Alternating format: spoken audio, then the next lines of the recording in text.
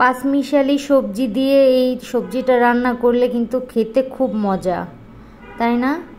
আসসালামু আলাইকুম, নওরিন ব্লগ থেকে আমি নওরিন। আশা করি সবাই ভালো আছেন। আলহামদুলিল্লাহ আমিও ভালো আছি। আজকে চলে আসলাম মিনি একটা ব্লগ নিয়ে। এটা হচ্ছে শীতের সিজনে সব রকম কিন্তু সবজি পাওয়া যায়, আর 4-5টা আইটেমের সবজি একসাথে মিক্সড করে যদি রান্না করা যায়, সবজিটা খেতেও যেমন মজা হয়, দেখতেও কিন্তু খুবই কালারফুল হয়। আর এটা যদি মা রান্না করে তাহলে তো আর কোনো কথাই নেই, মায়ের হাতে রান্নার স্বাদই তো অন্যরকম। এখন আসলে দূরে থাকার পর চিন্তা করি যে মার থেকে দূরে থাকার কষ্টটা কেমন, এটা আসলে বলে বোঝানো যায় না। আর আগে যখন বাড়িতে থাকতাম, খেতে বসলে মা যখন বারবার জিজ্ঞাসা করতো যে আর একটু দেই, তখন বিরক্ত লাগতো। মনে হয় লাগলে তো আমি নিয়েই নিব, জিজ্ঞাসা করার কি আছে।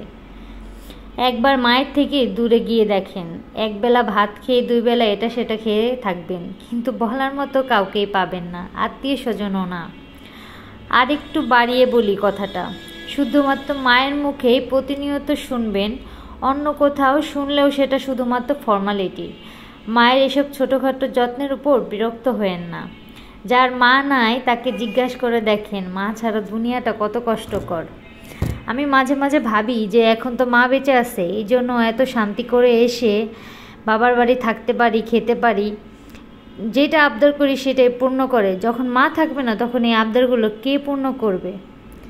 মেয়েদের লাইফটাই কেমন, তাই না? আমার মাও কিন্তু একটা সংসার থেকে এখানে আসছে তার বাবা মাকে ছেড়ে, আমরাও কিন্তু এরকম আমার নিজের বাবা মাকে ছেড়ে চলে আসছি।